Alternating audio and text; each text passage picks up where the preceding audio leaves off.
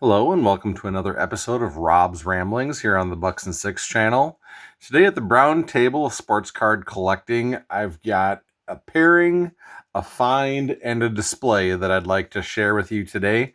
It's been quite a while since I've made a video. It's been a real busy time of year for me at work. I have some extra responsibilities and duties that fall on me this time of year, and so I don't get home until late.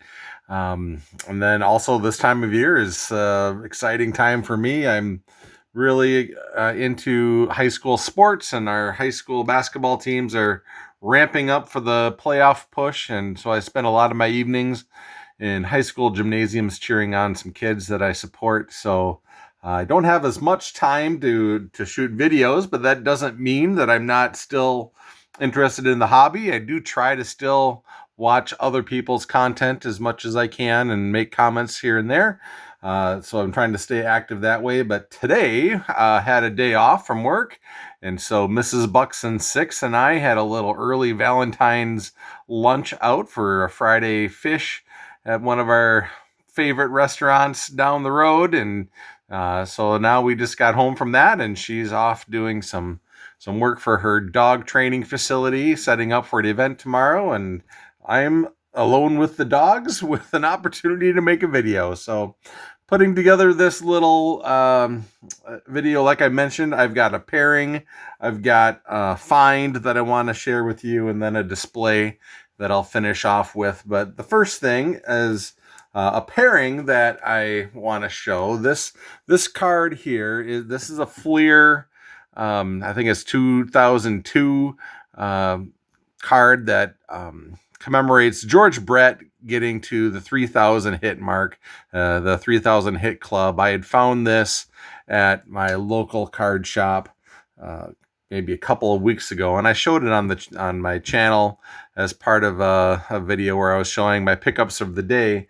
And because I showed that card, my friend Brent commented to me, "Hey Rob, you should get the Robin Yount version of that." And of course, me being ignorant of this era of cards, I didn't even realize that Robin Yount had a card in that same set. So of course, once Brent clued me in, I went and found the Robin Yount version. Just love this card, and I got the glare kind of hitting it wrong, but you can see what a beautiful card it is. Robin Yount hit the 3,000 hit club. And up here you can see that they have the date. He did that on September 9th, 1992. And likewise, they did have the date on the George Brett also, and his was September 30th. So they hit that milestone very near to each other. Their careers very much paralleled each other. They both have rookie cards in 1975.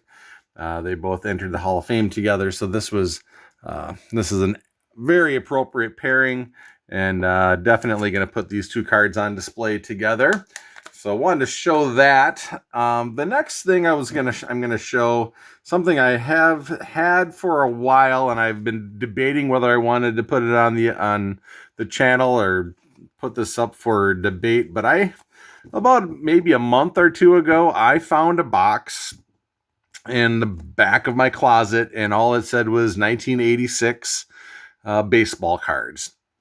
And so I had no memory of this box existing, but I opened it up, and I found, sure enough, it had a whole bunch of baseball cards from 1986. And 1986 wasn't necessarily a real standout year in the hobby, but it was a year where I collected a bunch.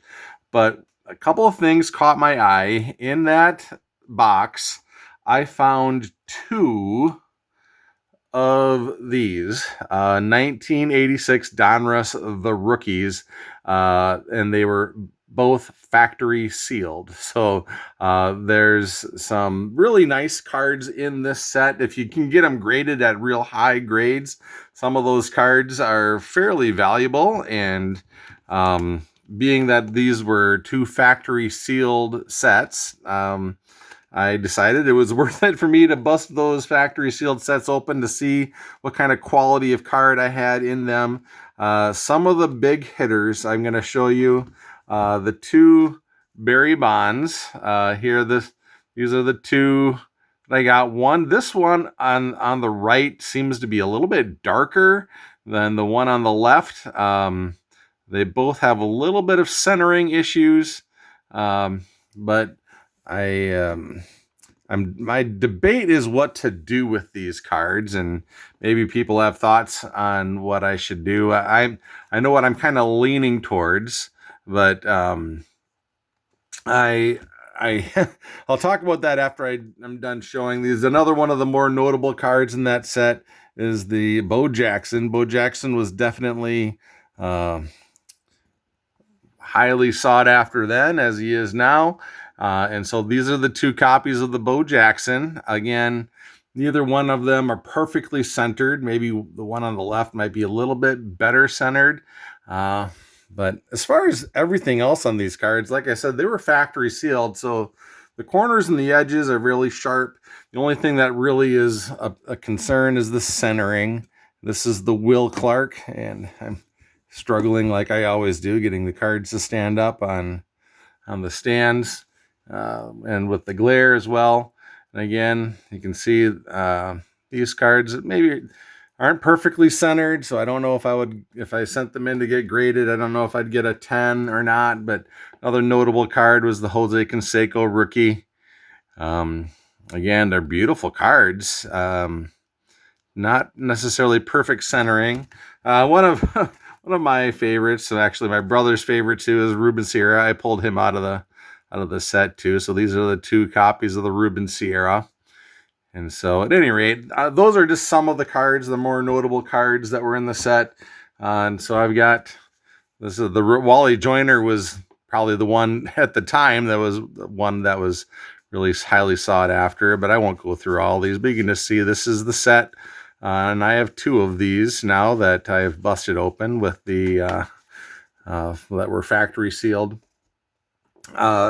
Then also in that box that was labeled 1986, I did find the Topps version of the Update series. And so it had these three cards too. The Bo Jackson, beautiful card. I love this card. And the Will Clark is another beautiful card of him with the smile, and the iconic Barry Bonds traded card or Update. I don't think it was called traded back then, but the Topps rookie of Barry Bonds. So these three cards were in that box. So this was a pretty cool find for me from 1986.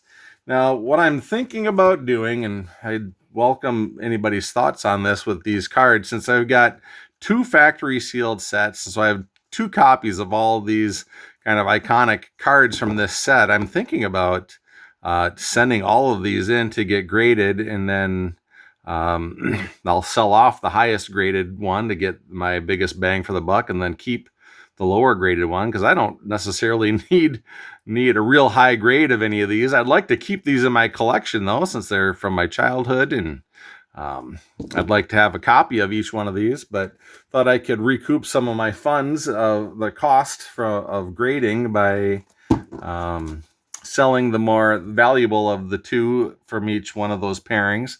At least that's my thought right now. I'll probably keep everybody posted on what I end up doing with those, but as of right now, I know that there's a lot of opinions out there about grading, and I've got my own opinions too, but I don't want this to be about all that. I just kind of want to think about what I want to do with these cards, and there's a lot of value in the cards if they're graded, so I'm thinking about having them graded and keeping one and selling the other, at least for those higher end cards. So anyway, wanted to share that. And then the last thing I have today is a display that I've just created. I am a bit of an amateur display creator.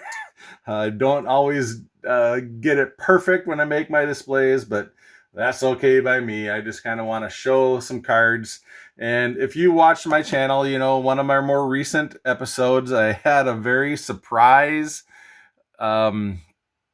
package in the mail a few weeks ago from Brent Richards. He had sent me a card autographed by Jim Gantner that said, "Go jump in a lake, Rob," and then autographed Jim Gantner. And that is kind of a tribute to the story I told about my friends, and my brother and I had made an agreement that if Jim Gantner were ever to break his long drought of home runs, he had over 3 years without hitting a home run. If he ever did hit another one, we were going to jump into the lake and celebrate his home run. And lo and behold, he did hit that home run in 1991 and September of 1991. And we all jumped into the lake and celebrated. And my good friend Brent Richards got Jim Gantner to autograph this card for me that has this inscription on it that says, "Go jump in a lake, Rob." And then it's Jim Gantner's autograph. So I've put together this display, and I'm going to have to maybe, I got to zoom out here. I don't know if I can get the whole thing in there, but maybe I can't get the whole thing in all at once. But I found a picture of my buddies and my brother and I. This is all of us that night right before we jumped into the lake, and we're all acting all serious. And then down here is a picture of all of us. I maybe get this a little bit closer to the camera. You can see this is all of us.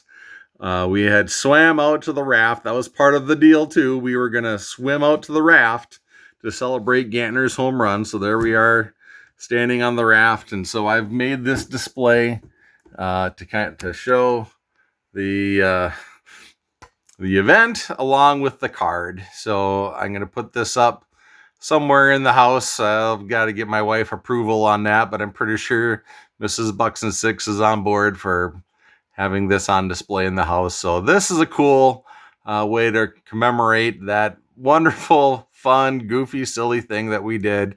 And I really am appreciative of Brent Richards for getting that card done. Jim Gantner autographing that card in that way is just something special, and I will always be very grateful to Brent for having that done. So anyways, that's my episode for today. I hope you enjoyed it. Until next time, everybody, enjoy the hobby and stay true to yourself.